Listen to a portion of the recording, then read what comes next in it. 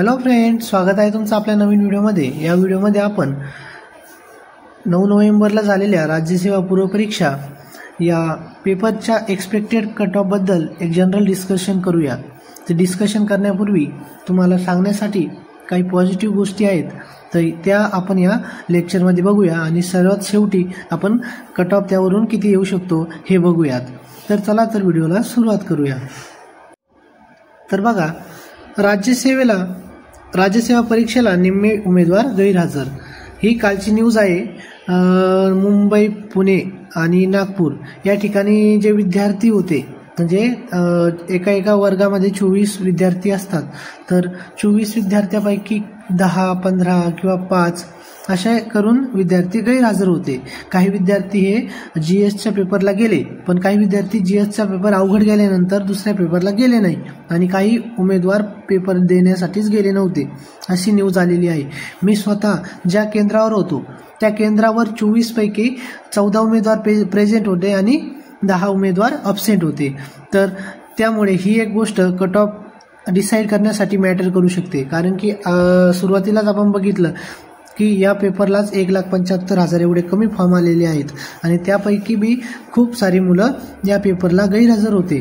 तर या गोष्टीचा पेपरवर खूप परिणाम होऊ शकतो। किमान अब्सेंटी आपण पूर्ण ग्राही धरली तर 1,25,000च्या आसपास मुलांनी जनरल एक्झाम दिली असेल, असं आपण गृहीत धरू शकतो। तर पुढे बघा, या ठिकाणी वर्ष आणि त्या वर्षी आलेले अर्ज संख्या यांचा अंदाज दिलेला आहे। अंदाज म्हणजे हे फिक्स आहे, आरटीआयने प्राप्त झालेली अर्जदारांची संख्या आहे। तर बघा, 2019 पासून ते 2025 पर्यंत अर्जांची संख्या ही कशाप्रमाणे बदलत गेलेली आहे। यामध्ये सर्वात जास्त अर्ज हे 2020 मध्ये आले होते, 2,75,000 आणि 2024 मध्ये, आता 23 पासून आपण बघूया, 23 मध्ये 2,16,000 होते, 24 मध्ये 2,17,000 होते आणि यावर्षी सर्वात कमी म्हणजे 1,75,000 एवढेच अर्ज आले आहेत। कार्याचं कारण म्हणजे परीक्षेचे जे स्वरूप आहे, पॅटर्न चेंज झालेला आहे। त्यामुळे जे राज्यसेवा करणारे विद्यार्थी आहे त्यांनी एकतर राज्यसेवा करणं सोडून दिलं आणि कंबाईनकडे शिफ्ट झाले, किंवा त्यांनी MPSCचे एक्झाम देणं सोडून दिलं। तर 2025 मध्ये 1,75,000 फॉर्म आले होते, त्यापैकी पण बरेचसे विद्यार्थी हे अब्सेंट होते। तर आपण याचा ओव्हरऑल विचार केला तर प्रेझेंट विद्यार्थ्यांची संख्या आपण 1,25,000 एवढी पकडू शकतो, म्हणजे बरेच विद्यार्थी गैरहजर होते अशा बातम्या येत आहेत।